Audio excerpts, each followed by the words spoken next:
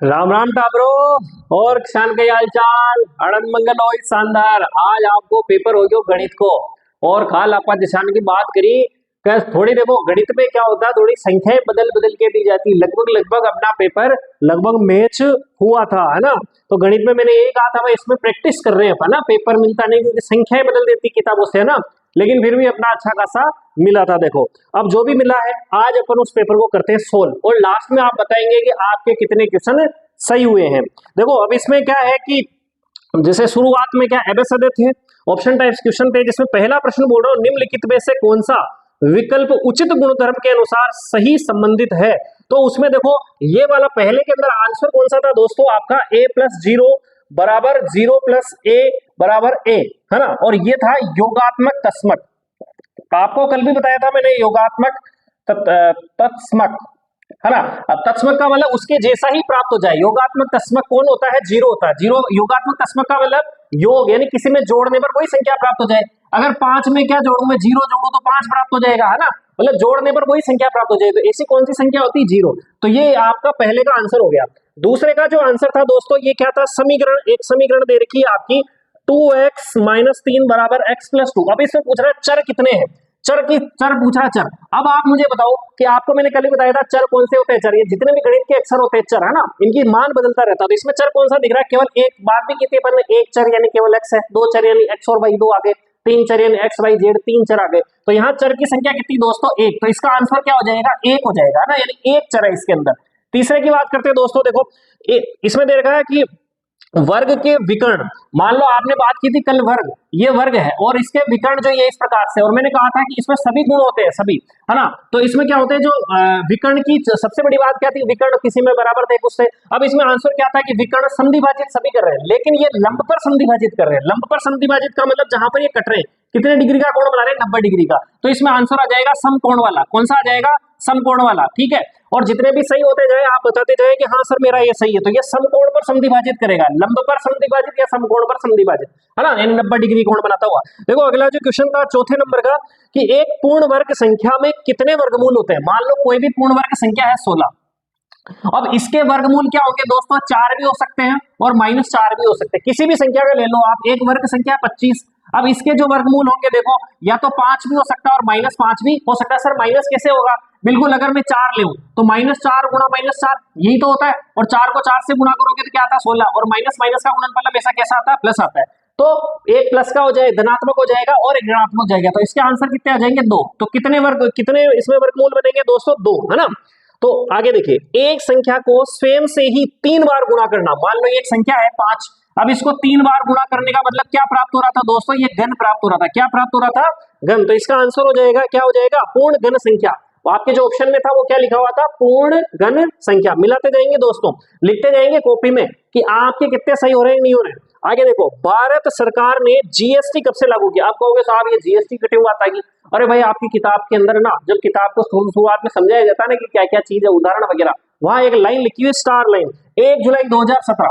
क्या लिखी हुई दोस्तों, 1 जुलाई 2017 को क्या किया गया, जीएसटी का जो बिल है वो पास किया गया। यानी अपने भारत में जो जीएसटी लगा, है ना, हाँ, वस्तु और सेवा कर जो इसको हिंदी में बोलते हैं दोस्तों, वो कब से लगा, 1 जुलाई 2017 से लगा। ये आंसर हो जाएगा इसका। अगला जो है, बहुपद में चर की घात कौन सी नहीं हो सकती। कोई भी बहुपद है उसमें चर की घात, चर का मतलब होता है वही एक्स वाई जेड, है ना, जिसका मान बदलता रहता हो। अब इस वेरिएबल्स के अंदर कौन सी घात नहीं हो सकती, देखो कौन सी घात नहीं हो सकती दोस्तों, x की घात 1 भी हो सकती है, x की घात 0 भी हो सकती है ना, 0 भी हो सकती है, 1 भी हो सकती है, 1/2 भी हो सकती है, लेकिन ऋणात्मक नहीं हो सकती। कौन सी नहीं हो सकती दोस्तों, हाँ, कभी ऐसा नहीं लिखेगा कि x की घात -1, ये नहीं होगा दोस्तों ना, यानी इसका आंसर हो जाएगा ऋणात्मक, ये नहीं हो सकेगी। आगे देखिए, अगला जो सवाल दे रखा था दोस्तों, आपको बताया था मानक 1 2 3 4 तो 0 दे रखे हैं, और फिर लिखा हुआ है 405। इसका पूछ रहा है मानक रूप। आपको कल भी बताया था कि इस दशमलव को आप कितना, मानक रूप का मतलब आपका जो पहला गणित का अंक सार्थक है ये,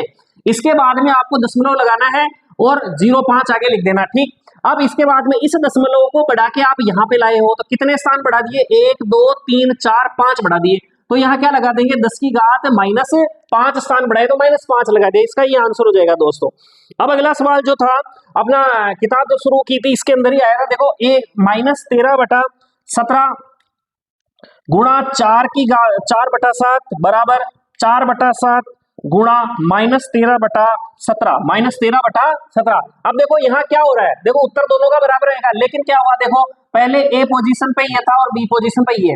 अब जो ये जो शुरुआत की ए पोजीशन पे कौन ही आ गया और बी पोजीशन पे ये आ गया, तो यानी ये कौन सा नियम लग रहा है दोस्तों, इसके अंदर कौन सा नियम लग रहा है, क्रम विनिमय। क्या हो रहा है, केवल की केवल यहाँ पर क्या हो रहा है, क्रम विनिमय। कौन सा हो रहा है, केवल क्रम विनिमय हो रहा है ना, क्रम एक्सचेंज हो रहा है, इसके स्थान पर ये और इसके स्थान पर ये बैठ रहा है ना, तो इसका उत्तर हो जाएगा क्रम विनिमयता का नियम यहाँ पर लागू हो रहा है। अब अगला देखिए दोस्तों, यहाँ पर अगला देखिए आप, और आंसर की बताते गए, हाँ सर हमारे सही है या गलत है ना, आप इस कमेंट बॉक्स खुला हुआ है आपका, और उस पर लिखते जाइए दोस्तों कि आपका कौन सा सही है और कौन सा गलत।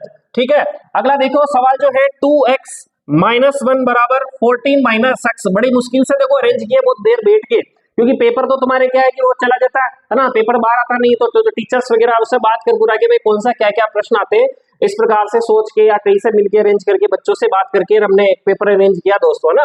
तो जितने सारे प्रश्न नहीं मिल पाए पर जितने मिल पाए आपके सामने लेके आ रहे हैं। देखो अब इसका क्या करना है कि इसको हल करना है। आपको बताया था कि एक ही जाति की चीजों को एक तरफ लाना है ना, ये आपका लेफ्ट हैंड साइड है, ये आपका राइट हैंड साइड है बराबर के इधर, तो आपको पक्षांतरण करना है। तो ये इधर 2x है, तो इस x को इधर लाएंगे तो भी माइनस का, इधर आते किसमें हो जाएगा दोस्तों, प्लस का, फिर बीच में बराबर का निशान है। ठीक है, अब इधर 14 है, देखो इस एक गणित के अंक को इस गणित के अंक के पास ले जाएंगे, नहीं अचर राशि के पास ले जाएंगे, तो माइनस का है तो ये क्या हो जाएगा दोस्तों, प्लस का हो जाएगा। तो यहाँ पर क्या हो गया, 3x बराबर क्या हो जाएगा 15। अभी भी ये 3 को इधर भेजेंगे, अभी x के साथ किसमें है दोस्तों, कौन से संबंध में है, गुणा में, इधर आता है किसमें हो जाएगा दोस्तों, भाग में, तो 15/3, तो इसमें भाग लगाएंगे कितना, तो इसका आंसर कितना आ जाएगा दोस्तों, 5 आंसर इसका आ जाएगा। देखो हाँ कमेंट बॉक्स में बताओ यस यस लिखो कि हाँ सर हमारा 5 आया है। अगला सवाल जो बहुत शानदार सवाल दे रखा, देखो वो क्या दे रखा आपका कि भाई आपके हाँ हार्डी रामानुज संख्या से दिया गया, देखो 4104 कोई क्या किया गया भाई, दो घनों के रूप में, हाँ दो घन और उनके जोड़ों के रूप में लिखना है, ये हार्डी रामानुज संख्या दोस्तों। इसका आंसर क्या हो जाएगा दोस्तों, एक तो बनेगा 16 की घात 3 प्लस 2 की घात 3, सीधा सीधा दे रखा, याद करने की चीज है आपकी किताब के अंदर, और 15 की घात 3 और इसमें 9 की घात 3। यदि इसका आप घन करोगे, इसका घन करोगे, दोनों को जोड़ोगे तो क्या प्राप्त हो जाएगा, 4104, और 15 का घन करोगे और 9 का घन करोगे और दोनों को जोड़ दोगे तो क्या प्राप्त हो जाएगा, 4104। ये हार्डी रामानुज संख्या है दोस्तों, है ना। यहां से आपका ये प्रश्न भी हल होता है, तो ये थोड़ा सा कठिन हो सकता है क्योंकि इसको डायरेक्ट याद करना ही था, है ना, इतना भी याद होते नहीं बहुत सारी चीजें। चलो ठीक है, और ये एक साल छोड़ के एक साल प्रश्न आता है दोस्तों, ये हार्डी रामानुज संख्या का, है ना। आगे देखो अगला एक सवाल था दोस्तों, हाँ अनमोल ने एक साइकिल, है ना, अनमोल ने एक साइकिल क्या थी, हाँ 5225 रुपए में क्या खरीदी, इसको खरीदी थी। अब इसमें कह रहा है कि इसमें 5% छूट भी शामिल थी, 5% छूट भी इसमें शामिल थी। अब ये कह रहा है कि भाई इसका वास्तव में जो मूल्य था वो कितना था, वास्तव में मूल्य कितना था। इस प्रकार का मैंने आपको वेट वगैरह भी इस करके बताया था तुम्हारे को, है ना, कि अगर तो इसका सीधा सा क्या करना दोस्तों, यहाँ पर इसको 100 में से घटा के यहाँ पर इस प्रकार से निकालना था, और इसका आंसर जो आ रहा था लगभग 5500 इसका आंसर आ रहा था। आगे बात समझ में किस किस का सही हुआ, देखो बताओ यहाँ पर सोल्व बताओ, कमेंट्स बॉक्स में लिख के बताओ। अगला जो सवाल था दोस्तों वो क्या सवाल था, देखो यहाँ पर क्रम पता नहीं है ना, क्रम इधर उधर हो रहा है, हाँ बिल्कुल बहुत मुश्किल से आपके लिए सवाल ढूंढ के लाए यहाँ पर। ठीक है, तो देखो 3t - 9 बराबर 10t + 5, इस प्रकार का सवाल है। ये वो वापस वही है दोस्तों, आपको पक्षांतर करना होगा। देखो ये चर राशि, ये भी चर राशि है ना, ये चर राशियां हैं। ठीक है, अब यहाँ पर 3t और इसको इधर लाएंगे, 10t को इधर लाएंगे तो किसमें हो जाएगा, भी प्लस है तो माइनस में हो जाएगा, ये लो साहब, और ये बराबर किया 5 इधर का इधर ही, अब इस 9 को उधर भेजो तो ये माइनस का, तो उधर किसका हो जाएगा दोस्तों, प्लस का हो जाएगा। तो 3t में से 10t तो जाता नहीं है, एक प्लस का एक माइनस का, क्रिया होगी यहाँ पर घटाने की। ठीक है, तो 10 में से 3 जाएगा, कितना बचेगा दोस्तों, 7t बचेंगे। निशान आता बड़ी संख्या है, नहीं माइनस का निशान आ जाएगा। अब यहाँ पर देखो 9 में क्या होगा, ये जुड़ के 14 हो जाएगा। ठीक है, अब फिर से t ज्ञात करेंगे दोस्तों, -7 को उधर भेजेंगे, अभी गुणा में है, उधर जाते किसमें हो जाएगा, भाग में, तो 14 - 7 तो कितना आ जाएगा दोस्तों, इसका -2 आंसर आ जाएगा। ये मैंने कल पूरे के पूरे आपके बोर्ड यहाँ पे मैंने जो बोर्ड सवाल समझाया था, ये बिल्कुल ये सवाल मैंने सोल्व करके आपको बताया था वहां पर भी, ये तो बिल्कुल एक सवाल मिला दोस्तों ये आपका। अब आगे देखिए दोस्तों, आगे का जो क्वेश्चन है वो है आपका 5 की घात m और बराबर 5 की घात 3। अब ये पूछ रहा है यहाँ m का मान कितना है। अब आप खुद बताओ, ये आधार तो देखो समान है, तो अब किसके रूप में रख देंगे, m बराबर कौन हो गया 3। तो यहाँ m का मान कितना आ गया दोस्तों, पूछ रहा भाई घात कितनी, यहाँ पर m के मान क्या आ गया दोस्तों 3 आ गया। अगला सवाल जो है आपका 7 की घात 7 गुणा 7 की घात -7, इसका मान कितना होगा दोस्तों। ठीक है, अब इसका मान मैंने कहा था आपको कि घातांक के नियमों के अंदर कि आधार समान हो, बीच में गुणा का निशान हो, तो क्या होता है, घातें जुड़ जाती है। तो 7 है ना, और ये घातों को जोड़ दो, ये आधार समान है तो एक बार आधार लिख लिया आपने, 7 प्लस आगे का क्या जोड़ता -7। देखो बाहर प्लस का निशान हो तो अंदर वाला निशान चेंज नहीं होता, यानी ये 7 -7 ही रहेगा, और 7 में से 7 गया तो दोस्तों क्या आता है 0। अब इसका उत्तर बहुत सारे छात्र 0 लिख देते हैं, बाकी मैंने कल वीडियो बनाया था उसमें भी कहा था कि ये सवाल जरूर आता है दोस्तों, किसी का 0 लगा के पूछ लिया जाता है, तो किसी की भी घात 0 उसका मतलब उसका मान कितना आता है दोस्तों 1, तो इसका उत्तर क्या आ जाएगा दोस्तों 1 आ जाएगा। अगला सवाल पूछा देखो कि a की घात -n है, इसका गुणात्मक प्रतिलोम, गुणात्मक प्रतिलोम मैंने कल बहुत सीख के बताया था दोस्तों, आपको कहा था कि गुणात्मक प्रतिलोम का मतलब मान लो ये 5/7 है, इसका गुणात्मक प्रतिलोम क्या होगा भाई। गुणात्मक प्रतिलोम का मतलब क्या होता है कि कोई सी संख्या से गुणा करे कि उसको गुणा करने पर 1 आ जाए, तो इसको पलट दो 7/5 कर दो, समझ में आ गई बात। अगर माइनस देखो हाँ, और क्या होता है किसी की घात मान लो क्या लगा हुआ है, जैसे 5 की घात 2 है, अब इसका गुणात्मक प्रतिलोम क्या होगा, आपको बताया था इस घात माइनस को प्लस कैसे करेंगे दोस्तों, तो ये क्या करेंगे 1/5 कर दो इसको, है ना, और नीचे 2 आ जाएगा, समझ में आई ना बात। तो इस प्रकार से प्लस का माइनस करने पर भी वो क्या होता है गुणात्मक प्रतिलोम हो जाता है। तो यहाँ इसका गुणात्मक प्रतिलोम क्या आ जाएगा दोस्तों, a की घात n आ जाएगा। आगे बात समझ में, चलो आगे देखिए। आगे का जो सवाल था दोस्तों वो क्या था कि 14 और इस पर घात लगाई हुई है दोस्तों 6, और इसके कोष्टक के बाहर घात लगाई हुई है n, और इसका मान दे रखा है n। तो यहाँ पूछ रहा है कि एक, अभी आपने देखा दोस्तों कभी भी किसी भी घात का मान 1 कब आता है कि यहाँ पर 14 की घात क्या हो जाए 0 हो जाए, 14 की घात क्या हो जाए तो आंसर क्या आ जाएगा अपना 1 आ जाएगा। तो अपन n की जगह क्या लगाए कि n की जगह भाई 6 को 1 से भी गुणा करेंगे तो 6 आएगा, लेकिन इस n की जगह आप क्या कर दो 0 कर दो। तो अब ये क्या होगा 0 को 6 से गुणा, क्योंकि आपने नियम पढ़ा ना, मैंने बताया था तुम्हारे को इस प्रकार का नियम, तो इस प्रकार से हो तो ये क्या बनता है amn हो जाता है ना, ये दोनों बातें गुणा हो जाती है। तो यहाँ आप किससे गुणा कर दो 0 से गुणा कर दो, तो 6 को 0 से गुणा करेंगे तो 6 की घात 14 की घात यहाँ पर क्या आ जाएगी 0 आ जाएगी, तो इसका उत्तर क्या आ जाता है 1 आ जाता है। तो यहाँ पर n बराबर उसका उत्तर क्या आ जाएगा दोस्तों 0 आ जाएगा। आगे बात समझ में, ठीक है ना, उतार के चल रहा।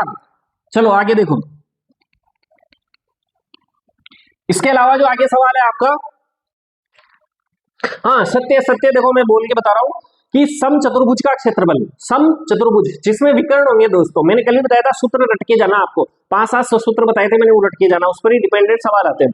तो यह सम चतुर्भुज का क्षेत्रफल दिया गया 1/2 भुजाओं का गुणनफल, 1/2 भुजाओं का गुणनफल, ये क्या होगा अब खुद बताओ, आप कल क्या बताया था 1/2 गुणा विकर्णों का गुणनफल बताया था, भुजाओं का गुणनफल नहीं बताया था, विकर्णों का गुणनफल। तो ये क्या हो जाएगा, पहला असत्य हो जाएगा। दूसरा देखो घनाभ में सर्वांग समफलकों के 3 युग्म होते हैं, मैंने आपको क्या बताया था कि वहां आयत है, आयत 6 आयत मिलकर कितने का निर्माण कर रहे हैं, 6 आयत मिलकर एक घनाभ का निर्माण कर रहे हैं। तो लेकिन एक ऊपर और नीचे, दाएं बाएं और इधर और सामने इधर, है ना, तो ये 3 फलक होते हैं, ये क्या होते हैं कॉमन होते हैं, यानी 3 के युग्म होते हैं, इससे लंबाई चौड़ाई ऊंचाई, है ना।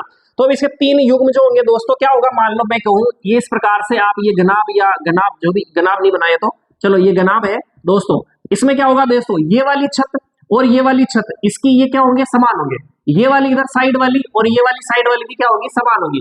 इसी प्रकार से ये सामने वाली और ये सामने वाली भी समान होंगे। तो कितने युग्म हो गए दोस्तों 3 युग्म हो गए। तो इसमें भी यही पूछ रहा है, यानी क्या हो गया सत्य हो गया। अब आगे पूछ रहा है एल भुजा वाले घन का कुल पृष्ठीय क्षेत्रफल। अपन ने पढ़ा है कि अगर घन का क्षेत्रफल क्या होगा 6 गुणा भुजा स्क्वायर होगा, अगर भुजा की जगह एल दे रखा है तो 6 गुणा एल स्क्वायर हो जाएगा। लेकिन यह क्या दे रखा है कि 6 गुणा एल की घात 3, क्या ये होगा कि नहीं होगा भाई, ये क्या हो जाएगा आपका असत्य हो जाएगा। आगे बात समझ में। अगला देखिए किसी ठोस आकृति के आधार पर, सॉरी किसी ठोस आकृति का आधार, हाँ ये मैंने कल आपको बताया था, जब भी आप जैसे मान लो मैंने आपको ये बेलन का उदाहरण बताया था, ये बेलन है और इसमें आपको अगर आयतन मतलब इसमें कुछ ना कुछ आप क्या कर रहे हो भर रहे हो, तो इसका एक सीधा सा नहीं पूछा जाता, हमेशा यही पूछा जाता है। ये क्या पूछा जाता है, आयतन जो होता है वो आधार का क्षेत्रफल गुणा ऊंचाई होता है, आधार का क्षेत्रफल गुणा ऊंचाई। ये आपको फॉर्मूले बना के भी बताए थे दोस्तों, आधार का क्षेत्रफल गुणा ऊंचाई हो जाता है। तो यही पूछ रहा है कि आधार का क्षेत्रफल और ऊंचाई अगर आपको ज्ञात हो तो क्या आप आयतन ज्ञात कर सकते हो, तो बिल्कुल ज्ञात कर सकते हैं, सूत्र यही है आयतन का। तो इसका क्या हो जाएगा सत्य हो जाएगा। देखो देखो फिर क्या हो, मैच करने वाले सवाल अपने को मिले नहीं दोस्तों, तो मैच करने वाले सवाल आप देख सकते हैं। अगला ये सवाल मैंने पूरा का पूरा आपको बताया था दोस्तों कि पासा पासा जो होता है उसमें कितने अंक होते हैं, 6 अंक होते हैं। उसकी प्रायिकता पे क्वेश्चन आया देखो, है ना। तो मैं पूछ रहा पासे में कितने अंक होंगे दोस्तों, 1 2 3 4 5 और 6, यानी इसके कुल परिणाम कितने हैं दोस्तों, कुल परिणाम, ये कुल परिणाम इसके कितने हैं दोस्तों, 6 कुल परिणाम है। कितने परिणाम है दोस्तों, 6 इसके कुल परिणाम है। अब पहला प्रश्न, इसकी संख्या 5 आने की प्रायिकता, संख्या 5, भाई 5 क्या है, एक ही है ना। आपको पास वैल्यू मिला एक, जो मिला वो ऊपर और कुल परिणाम आते हैं नीचे। तो पहले का आंसर क्या हो गया दोस्तों, 1/6 इसका आंसर हो जाएगा। अगला पूछ रहा है अभाज्य संख्या, दूसरा क्या पूछ रहा है दोस्तों, अभाज्य संख्या। अभाज्य संख्या आप जानते हो अभाज्य संख्या कौन सी है, 2 3 और 5, 2 3 और 5, यानी आपके पास यहाँ पर जो परिणाम मिले हैं भाज्य संख्या के वो कितने मिले, 3 मिले, और कुल परिणाम कितने हैं दोस्तों, 6 होंगे। तो इसकी प्रायिकता क्या होगी, 3/6। ये लिखो तो भी सही है, आगे इसको सरल करके ये करो तो भी इसका सही है ना, दोनों ही चीजें सही है। अब देखो आगे क्या पूछ रहा है, तीसरे नंबर का पूछ रहा है दोस्तों कि पूर्ण वर्ग आने की प्रायिकता, पूर्ण वर्ग, ये पूर्ण वर्ग, अच्छा पूर्ण वर्ग इनमें से कौन सा दोस्तों, आप कहोगे साहब पूर्ण वर्ग तो केवल 4 ही है, 4 ही है क्या दोस्तों, नहीं। आपने मैंने कल भी एक सारणी बताई थी वर्ग की कि आप कैसे याद किया, 1 का, फिर 2 का, 3 का, तो 1 का वर्ग क्या होता है 1, तो 1 भी अपने आप में क्या है दोस्तों, पूर्ण वर्ग है ना। तो इसके 2 परिणाम निकल जाएंगे दोस्तों, है ना, 2 परिणाम निकल जाएंगे, 2 ऊपर और कुल परिणाम नीचे 6 आ जाएंगे। अगर ये भी लिखा 2/6 तब भी सही है, या फिर इसको सरल करें 2 एकम 2, 2 तिया 6, तो 1/3 भी आप लिखोगे तब भी सही आंसर काउंट हो जाएगा। अगला देखो 2 से छोटी संख्या, क्या अगला क्या पूछ रहा है, किसकी प्रायिकता निकालनी है, 2 से छोटी संख्या। अब आप मुझे बताओ 2 से छोटी संख्या कितनी दोस्तों, एक ही है, तो 1 और कुल परिणाम कितने हैं 6, तो इसका आंसर हो जाएगा 1/6। कमेंट बॉक्स में लिखते जाओ कि आपके कौन कौन से सही हो रहे हैं या गलत हो रहे हैं। अगला देखो सवाल, अगला जो सवाल है दोस्तों वो है 2304 का वर्गमूल भाग विधि से। मैंने कल आपको बड़ा समझाया था कि भाग विधि से या अभाज्य गुणनखंड विधि से आपको वर्ग निकालने के लिए कहा जाएगा। इसका वर्गमूल आपको निकालना है, कैसे निकालना दोस्त, मैंने बताया था कि 2 2 के आपको क्या बना लेने हैं, जोड़े बना लेने, क्या बना लेने दोस्तों, जोड़े बना लेने, ठीक है। अब जोड़े बना लेने हैं तो सबसे पहले ये 23 पहला जोड़ा, फिर अपन क्या करते जाते हैं, वर्ग बोलते जाते हैं, जिसे अपन पहाड़े बोलते हैं नॉर्मल में, इसे वर्ग का पहाड़ा बोलना, 1 एकम 1, 2 दूनी 4, 3 त्राई 9, 4 चौक 16, 5 5 25। अब देखो 5 5 25 तो ज्यादा हो जाते हैं, तो 4 ही लेते हैं, 4 यहाँ भी लिखना है, यहाँ भी लिखना है, यहाँ भी लिखना है, और इन दोनों को 4 चौक 16 गुणा करके यहाँ लिख देना, और इन दोनों को जोड़ के लिख देना यहाँ पर। अब ये कितने बचे देखो, 4 और 3 7 बचे। फिर अगला जोड़ा बिल्कुल एज इट इज 0 4 ऐसे कैसे उतार दिया। अब यहाँ पर अपन बिल्कुल हिट एंड ट्रायल मेथड से देखेंगे, 1 लगाएंगे फिर 1 से गुणा करेंगे, कैसे आएगा, वो छोटा रहेगा। इस प्रकार से दोस्तों आप यहाँ 8 लगाइए, यहाँ 8 लगाइए, और इसको 88 को 8 से गुणा करने पर क्या आता है 704, और जितने से गुणा किया उसको यहाँ लिख देते और इसमें से घटाते हैं तो फिर 0 प्राप्त हो जाता है। तो यानी इसका भाग विधि से अपन ने कितना निकाल लिया, 48, इसका वर्गमूल यहाँ पर आ गया है दोस्तों। अगला जो सवाल है देखो, इसको मिटा रहा हूं मैं दोस्तों, अगर लिखना हो तो लिख लेना, कमेंट बॉक्स में भी लिखते जाओ दोस्तों कि आपके कितने सही हो रहे हैं। अगला जो सवाल है देखो 18 सवाल क्या कह रहा है कि रुपए है 10,000 रुपए, रुपए क्या है दोस्तों 10,000 रुपए है, और 2 वर्ष समय क्या दे रखा था आपका, 2 वर्ष दे रखा था, और आपकी जो दर दे रखी थी दोस्तों वो कितनी दे रखी थी, 20% वार्षिक ब्याज की दर दे रखी थी। अब ये पूछ रहा है कि जो चक्रवृद्धि ब्याज यानी सिंपल इंटरेस्ट और कंपाउंड इंटरेस्ट के बीच का क्या निकालना, आपको अंतर निकालना है। तो अंतर निकालने के लिए पहले दोनों निकालने पड़ेंगे। तो सिंपल इंटरेस्ट का फॉर्मूला क्या है दोस्तों कि मूलधन गुणा समय गुणा दर बटा नीचे 100। देखो 100 क्या लगता है, दर के साथ में प्रतिशत आता है, और मैंने बताया प्रतिशत जब भी हटता है तो नीचे क्या आता है 100 आता है। चलो इसको यहां से निकाल लेते हैं, ये 10,000 गुणा समय 2 वर्ष और दर है 20 और बटा क्या आ गया 100 आ गया। देखो 2 जीरो से 2 जीरो कट गया। अब इसको करेंगे 20 दूनी 40 और इसके 2 जीरो, यानी 4,000 रुपए क्या आ गया, इसका ब्याज आपको यहाँ पर प्राप्त हो गया। अब इसका आपको निकालना CI यानी कंपाउंड इंटरेस्ट। उसका सूत्र क्या होता है दोस्तों, मूलधन गुणा 100 प्लस दर बटा 100 और इसकी घात में समय। और यहाँ बहुत गलती करते हैं दोस्तों, यहाँ मूलधन फिर से माइनस करना होता है, मूलधन है ना, मूलधन माइनस करना भूल जाते हैं लोग। तो मूलधन अपन ने लिखा 10,000 गुणा 100 प्लस दर, देखो सीधा मैं डायरेक्ट लिख रहा हूँ, 100 में दर 20 जोड़ेंगे तो क्या हो जाएगा 120 बटा 100, और ये समय की घात कितनी है दोस्तों 2, तो 2 बार लिखेंगे दोस्तों इसको, ठीक है।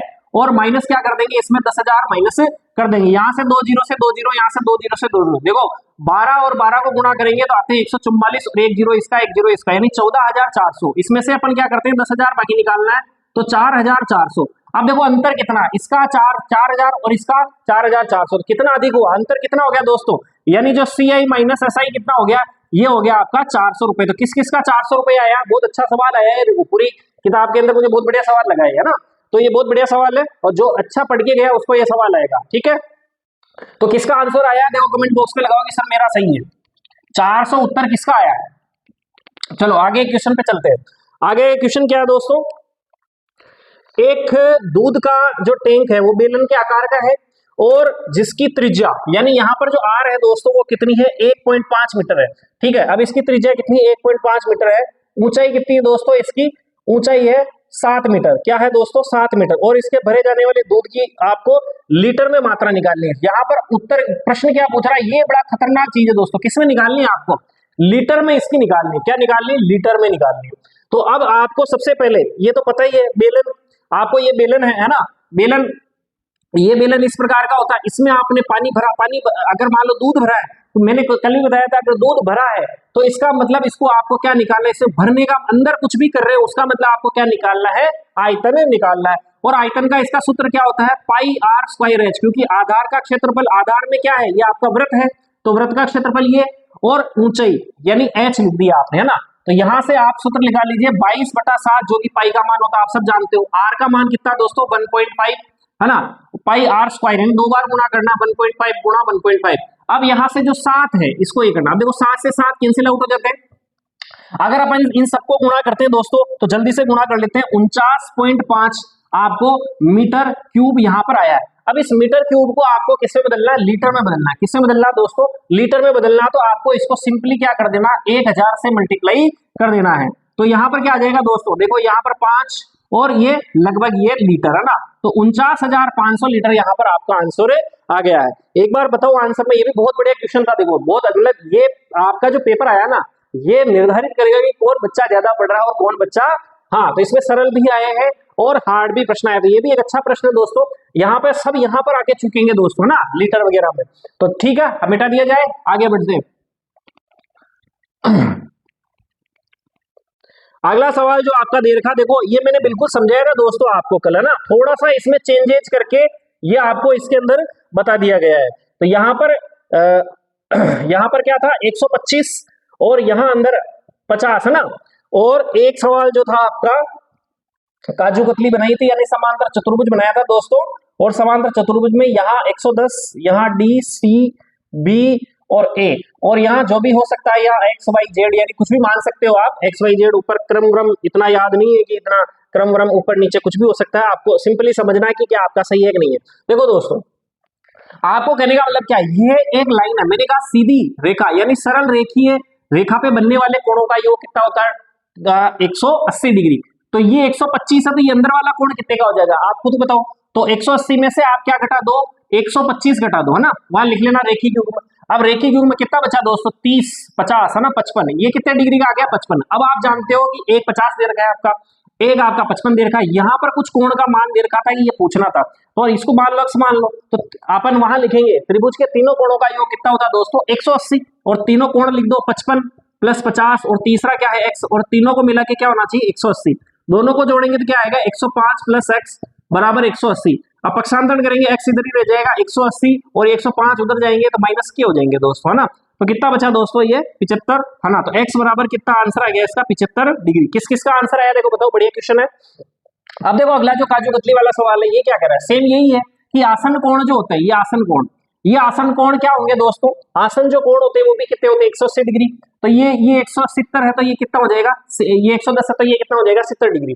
और आमने सामने के कोण कैसे होते हैं दोस्तों बराबर, तो ये कोण जो डी है वो और कोण वाई जो है ये क्या हो जाएंगे बराबर हो जाएंगे, ये भी 110 डिग्री हो जाएंगे दोस्तों, और ये सामने वाला भी क्या हो जाएगा 70 डिग्री का हो जाएगा, इस प्रकार से, है ना। आगे चलते हैं दोस्तों। एक सवाल आया था आपका कि ये इस प्रकार का चतुर्भुज है, समांतर चतुर्भुज 17 और x प्लस वाई और इधर 12 और इधर 4x दे रखा था। अब इसमें कह रहे हैं कि भाई आप x और y का मान आपको ये कुल मिला के बताना था। तो ये समांतर चतुर्भुज में जानते हो कि आमने सामने की भुजाएं कैसी होती है दोस्तों, बराबर होती है।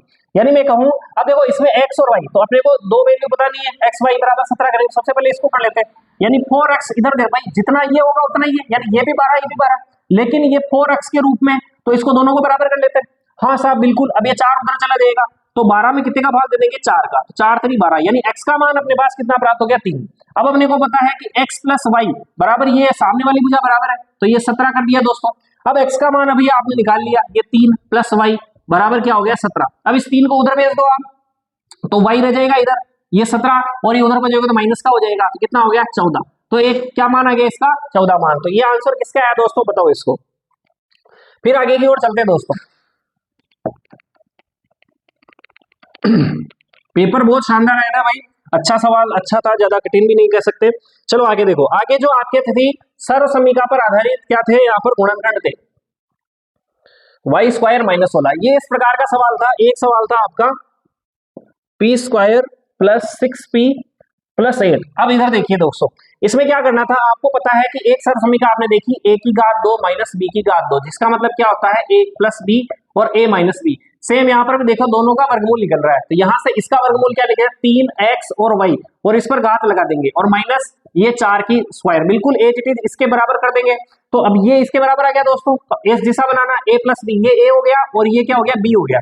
तो 3xy प्लस 4, एक तो ये a प्लस b हो गया, a minus b banana 3xy minus 4, तो ये इसका सवाल का आंसर हो गया। अब इधर देखिए, इसका मतलब क्या है कि पहला पद क्या होना चाहिए आपका, इसके अनुसार वर्ग होना चाहिए और बाकी वर्ग नहीं होना चाहिए। तो इस केस में क्या करते हैं कि बीच वाले के ऐसे टुकड़े करो कि इन दोनों को गुणा किया तो क्या आया, पी स्क्वायर 8 है ना, या अपन सॉरी इसको कह सकते हैं 8p स्क्वायर आया, ठीक है। तो और ये बीच वाला जो 6p है, यानी जोड़ने या घटाने पर तो अपने पास क्या आ जाना चाहिए दोस्तों, प्लस का 6p आ जाना चाहिए, और गुणा करने पर क्या जाना चाहिए, 8 का। तो ऐसे दो टुकड़े कर लेंगे, 4 और 2, और इधर भी p कर देंगे, इधर भी p कर, देखो इसको गुणा करेंगे, 4 दूनी 8p स्क्वायर आ गया, गुणा करने पर ही आना चाहिए, और जोड़ेंगे तो 4 और 2 6 के आगे, बिल्कुल आगे, ठीक है। अब आगे इसको सोल्व कर लेते हैं, p स्क्वायर दो टुकड़े कर लेते हैं, 4p प्लस 2p प्लस 8। अब देखो यहाँ दो दो के जोड़े बन गए, अब इनमें से आप कॉमन निकाल लो, देखो इसमें से कॉमन क्या है, p कॉमन है, तो यहाँ क्या बच गया, केवल p बच गया, प्लस का निशान लगाया, यहाँ क्या बच गया 4। यहाँ देखो दोस्तों, दो बाहर निकाल लिया क्योंकि दोनों में दो कॉमन है, कैसे कॉमन है, देखो केवल यहाँ p बचा, और प्लस ये क्या है, इसमें 2 का भाग देंगे कितना आ जाएगा, 4। अब इसका यही समझने के लिए दोस्तों, जो ब्रैकेट की जो चीजें होती है ना वो समान आ जानी चाहिए, तो आपका जो प्रोसेस है वो सही है। तो अब क्या करना, पहले ब्रैकेट की चीज को बाहर निकाल लो, और जो बची हुई यानी p और ये प्लस 2 इसको अलग अलग लो, यानी इन दोनों को आप गुणा करोगे तो वापस ये आपकी संख्या प्राप्त हो जाएगी। आगे बात समझ में, आगे की ओर देखते हैं दोस्तों, a square minus 6a plus 9, same ऐसा ही सवाल है दोस्तों, इसके टुकड़े करेंगे 2, है ना, गुणा करने पर तो कितना आ जाना चाहिए आपका, ये 9a स्क्वायर, और जोड़ने या घटाने पर क्या आ जाना चाहिए, हाँ 6a। तो इसके दो टुकड़े कर रहा हूं, माइनस 3a और माइनस 3a, देखो माइनस 3a माइनस 3 को 3 से गुणा करेंगे तो 9 आ जाएगा, a को a से गुणा करेंगे तो a स्क्वायर हो जाएगा, माइनस माइनस को गुणा हमेशा प्लस होता है, और दोनों को जोड़ेंगे तो क्या आ जाएगा, माइनस का 6a आ जाएगा, ठीक है। इसके टुकड़े कर देते हैं, माइनस 3a प्लस 9। अब वापस ये दो दो के जोड़े बना लिए, इनमें क्या कॉमन आ रहा है, देखो यहाँ से a कॉमन निकाला, a बचा -3, और यहाँ से -3 कॉमन लेंगे दोस्तों, है ना, -3 कॉमन लेंगे तो यहाँ पर क्या बचा दोस्तों, a बचा, और यहाँ पर देखो माइनस का भाग, या माइनस लिया तो प्लस ही आ गया। अब माइनस का भाग प्लस में देंगे तो क्या आएगा दोस्तों, माइनस आएगा, और 9 में 3 का भाग देंगे तो क्या आएगा दोस्तों, 3 आएगा। सेम वही देखो, कोष्टक के अंदर की समान संख्या आ गई, यानी अपनी प्रोसेस सही है। तो a-3 जो कोष्टक है उसको बाहर निकाल लो, और बची हुई को दूसरे कोष्टक में डाल दो। ये इस प्रकार से सवाल, हाँ ये आपके 4 सर्व समीकरणों पर आधारित सवाल थे। एक सवाल और बचा देखो दोस्तों, इसमें एक सवाल है दोस्तों, 7p square plus 21q square, ठीक है। अब यहां से क्या करना है, इसमें कुछ नहीं करना, देखो दोनों में और तो कुछ गणित नहीं बैठ रही है, क्योंकि 21 और 7 कोई पूर्ण वर्ग संख्या नहीं है, ना, तो कोई ऐसे टुकड़े भी नहीं हो रहे, तो आपको क्या करना, 7 कॉमन ले लेना। 7 कॉमन लिया तो यहाँ क्या बच गया, p स्क्वायर प्लस, यहाँ 7 का भाग दिया 21 में तो 7 किया 21, ठीक है, 3, और यहाँ पर q स्क्वायर, तो इस प्रकार से आपका क्या बच गया p। अब आगे भी इसमें कोई प्रोसेस नहीं हो रही, ठीक है, तो यही इसका आंसर हो जाएगा। अगला सवाल है देखो, इसकी मुझे विशेष जो भाषा थी वो प्रॉपर नहीं मिली है, लेकिन जो सवाल है, सवाल यही था, सवाल ये था कि जो 100 सैनिक है, 100 ये क्या है, सैनिक, 100 सैनिक जो है दोस्तों, ये जो 100 सैनिक है, ये क्या हुआ, इसकी जो भोजन थी 100 सैनिक, यानी यहां पे लिख देता हूं मैं सैनिक, ये सैनिक और ये भोजन, ठीक है, ये भोजन 100 सैनिकों का भोजन कितने दिनों के लिए था? 20 दिनों के लिए। अब ये कह रहे हैं कि 25 सैनिक और आ गए, तो 25 सैनिक आ गए, तो अब सैनिक कितने हो गए दोस्तों? 125। तो ये पूछ रहा है कि भाई अब यहाँ पर भोजन कितने दिनों का रहेगा? भाई सीधी सी बात है, 100 सैनिक थे तो 20 दिन भोजन कर सकते थे, अब 25 और आ गए तो इससे तो कम मान आएगा। तो ये विलोमानुपात, यानी एक मान बढ़ा है, यानी सैनिकों का मान बढ़ा है तो भोजन का मान घटेगा। ऐसे केस में क्या होता है दोस्तों? ऐसे केस में क्या होता है, एक सूत्र आपको बताया था, x1 y1 बराबर x2 y2। अब यहाँ पर क्या होगा कि x1 कौन है दोस्तों? ये x1 और ये y1, यानी दो चीजें हैं अलग अलग, तो एक को x कह दिया, एक को y कह दिया, और ये पहली चीज है, और इसको कह दिया अपन ने x2 और इसको कह दिया y2। विलोमानुपात, विलोमानुपात तो समझ गए ना दोस्तों कि देखो एक मान सैनिक है, सैनिक का मान तो बढ़ रहा है 100 से 125, लेकिन भोजन का मान आप खुद सोच के देखो भाई, पहले 100 जने थे तो 20 दिन का भोजन था, ज्यादा जने आ जाएंगे तो दिनों की संख्या क्या हो जाएगी? घट जाएगी, यानी एक मान बढ़ रहा है और एक मान घट रहा है, इसे वित्ततानुपात यानी विलोम अनुपात लगेगा। तो उसका सूत्र सीधा सा क्या है? x1 गुणा y1 और x2 गुणा y2। तो यह मान रख लीजिए, x1 कौन है आपका दोस्तों? 100, और y1 कौन है दोस्तों आपका? 20, बराबर x2 कौन है आपका? 125 गुणा y2 क्या है दोस्तों? y2 कौन है दोस्तों आपका? जो आपने x माना है ना, इसको आप x मान सकते हो, कुछ भी मान सकते हो। अब क्या होगा दोस्तों कि यहाँ देखो केवल x है, अब 125 को इन अंकों के पास भेजेंगे पक्षांतरण करने के लिए, अभी ये गुणा में इधर किस में आ जाएगा? भाग में, तो यहाँ x बराबर 100 गुणा 20 ये ऊपर आ जाएंगे और इसका भाग दे देंगे 125 का। देखो 25 से काट लेंगे, 25 चौक 100 और 25 पंजे 125, 5 का भाग फिर से देंगे 20 से, 5 चौक 20, 4 को 4 से गुणा कर देंगे 16। तो यहाँ कितने दिनों तक का भोजन रहेगा दोस्तों? 16 दिनों का भोजन आपका यहाँ रहेगा। जिस चीज के सही है एक बार कमेंट बॉक्स में लिखे कि हाँ सर ये आंसर मेरा सही है। आगे बात समझ में, चलो आगे की ओर बढ़ते। 16 आंसर आ जाएगा दोस्तों इसका, है ना, 16 दिनों का भोजन बाकी रहेगा, ठीक है। अब अगला देखिए अगला एक क्या था कि आपके किताब के अंदर ही सवाल है, देखो वो रंगों का रंग देखा, नीला रंग, पीला रंग, इस प्रकार से, है ना, उसमें कितने व्यक्ति पसंद करते हैं इसको। तो यहां से कुछ सवाल ऐसा था दोस्तों कि यहाँ व्यक्तियों की संख्या, उसको क्या कर दिया दोस्तों, वहां पर आपके 18, 9 इस प्रकार से दे रखा था, यहाँ पर कितना दे दिया? 180 दे दिया, 90 दे दिया, 30 दे दिया और 60 दे दिया, ठीक है। अब यहां से आपको पूछ रहा है कि भाई आपको क्या बनाना है? आपको पाई चार्ट बनाना है। तो यहाँ आपको बता रखा है कि सबसे पहले पाई चार्ट बनाने के लिए आपको केंद्रीय कोण ज्ञात करना पड़ेगा। तो केंद्रीय कोण ज्ञात करने की जो राशि दे रखी, इन सबको आपको जोड़ लेंगे। देखो इन सबको जोड़ने पर क्या प्राप्त होता है, देखो 90, 30, 90, 90, 90, 180, 180 यानी 360। आपको बता रखा है जब भी प्रतिशत निकालना है तो 100 से गुणा करना रहता है, और जब भी डिग्री निकालना है तो 360 से अपने को गुणा करना रहता है। जो मान दिया है वो ऊपर, और जो टोटल मान है 360 वो, और किससे गुणा कर देना दोस्तों इसको? 360 से, यानी अपने को डिग्री निकालना किससे गुणा करना? 360 से। तो 360 से 360 गया तो यहाँ पर कितने डिग्री आ गया दोस्तों? कितना डिग्री निकल गया यहाँ पर? 180 डिग्री। सेम 90 का निकाल लेते हैं, 90 और कितने का भाग देना? जो टोटल इसका आया था, इन सबका टोटल आएगा 360, और 360 से गुणा करना है, 360 से 360 गया, और यहाँ कितने डिग्री का कोण बन गया? 90 डिग्री का। 30 सेम इस प्रकार से 360 गुणा 360, तो 360 से 360 गया, कितना बचा दोस्तों? 30 डिग्री हो गया। इसी प्रकार से 60 की बात करते हैं, 60 बटा 360 गुणा 360, तो 360 से 360 गया, वापस कितने डिग्री आ गया? 60 डिग्री आ गया। इन सबको जोड़ेंगे तो वापस 360 डिग्री आ जाएगा। तो इस प्रकार से आप क्या करोगे कि इस प्रकार से आप प्रकार वगैरह से वृत्त खींचना है, और यहाँ पर मध्य बिंदु है। अब देखो एक तो 180 डिग्री है ना, तो ये लो साहब 180 डिग्री, ये तो 180 डिग्री हो गया। अब यहाँ से दूसरा क्या? 90 डिग्री है ना, तो ये बिल्कुल 90 डिग्री हो गया दोस्तों, तो ये 90 डिग्री। अब इन दोनों को 60 और 30 में तो आप चांदा लेके लगभग क्या हो जाएगा? ये 60 और ये 30। तो इस प्रकार से आपका जो प्रोटेक्टर है, यानी जो डी जिसे बोलते हो, चांदा बोलते हो, उससे आपको इस प्रकार का केंद्रीय प्रवृत्ति का माप वहां पर बनाना था। तो किस किसके सही हुआ एक बार कमेंट बॉक्स में लिखो इसको।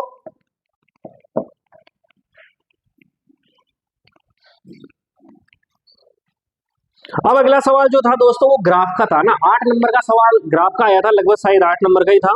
अब इसके अंदर क्या दे रखा था दोस्तों कि एक सारणी दे रखी थी कि यहाँ पर किलोग्राम में जो दे रखा था भार, किलोग्राम में ना, चावल या गेहूं किसी का था शायद, तो 2 किलो है ना, 2 किलो, 4 किलो, 6 किलो है ना, और 8 किलो इस प्रकार से, और 10 किलो इस प्रकार से आपको दे रखा था। भार जो दे रखा था वो किलोग्राम में दे रखा था, और इस प्रकार से इधर क्या इनका मूल्य दे रखा था दोस्तों, मूल्य जो दे रखा था वो रुपए में दे रखा था, है ना।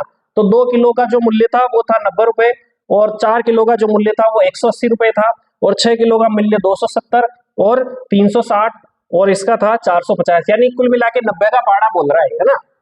तो 90 का पाड़ा बोल रहा है। तो इस प्रकार से आपका ग्राफ था, तो आपको इस प्रकार से लाइनिंग कर लेनी थी, है ना। यहाँ पर ये मूल निर्देशांक हो गया 0, तो इधर ये हो गया x और ये हो गया y।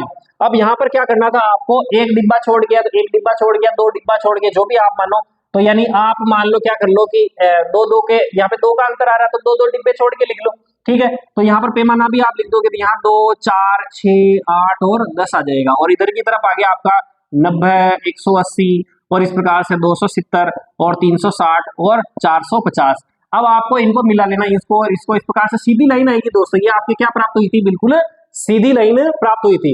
अब इसमें एक सवाल पूछा था कि क्या इसकी जो ग्राफ है, जो रेखिक जो ग्राफ है, वो मूल बिंदु से होकर गुजर रहा है। जो मूल बिंदु क्या दोस्तों, ये O है, बिल्कुल गुजर रहा है। तो इसका पहले का आंसर क्या आ जाएगा, हाँ मूल बिंदु से ये गुजर रहा है। इसके बाद में एक आंसर था कि भाई आप मुझे बताओ कि 5 किलो या तो दोस्तों वहां चावल था या गेहूं था, कि 5 किलो का जो गेहूं था उसका मूल्य कितना आएगा। आप देखो 5 किलो 4 और 6 के बीच में आएगा, तो इस प्रकार से आपको लाइन बनानी थी और इधर इसको मिलाते हुए लाइन बनानी थी। आप खुद बीच में कितने का आएगा दोस्तों, तो अब आप खुद बताइए। इसका आधा यहाँ से क्या कर लीजिए, देखो 90 सब में जुड़ रहे, तो बीच में आ रहा है, तो आप क्या करो 90 की जगह क्या जोड़ लेना, आपको 45 जोड़ लेना। तो 180 में आप क्या जोड़ो, 45 जोड़ो, 5 8 4 12 हासिल का 1 और 1 1 2। तो इसका आंसर कितना आ गया था दोस्तों, 225 रुपए इसका आंसर निकल के आया था। अब बताओ कमेंट्स बॉक्स में लिख के बताओ कि आपके और कौन से प्रश्न आए थे, कोई छूटा हुआ हो। मेरे हिसाब से हमारा यह पेपर यहाँ पे समाप्त हुआ, बहुत बढ़िया तरीके से सोल्व गया। कल जो अपन ने थोड़ा सा वीडियो बनाया था उससे काफी हद तक अपने को सफलता मिली है दोस्तों। इसी प्रकार से आप पढ़ते रहिए, चैनल को सब्सक्राइब किए और अलग लोगों तक फैलाइए, और इस वीडियो को और फैलाओ और लोगों को बताओ किस प्रकार से आया है। आपकी उत्तर कुंजी निकालिए। बहुत कम वीडियो आपको यूट्यूब पे मिलेंगे दोस्तों कि इसका पूरा सोल्व करवा दिया है, तो पूरे वीडियो को सोल्व कराया है। और आप कमेंट बॉक्स में लिख के बताइए कि आपके कितने स्कोर हुआ है, यानी 80 नंबर में से आपके कितने नंबर इसके अंदर आ रहे हैं। ओके, जय सिया राम।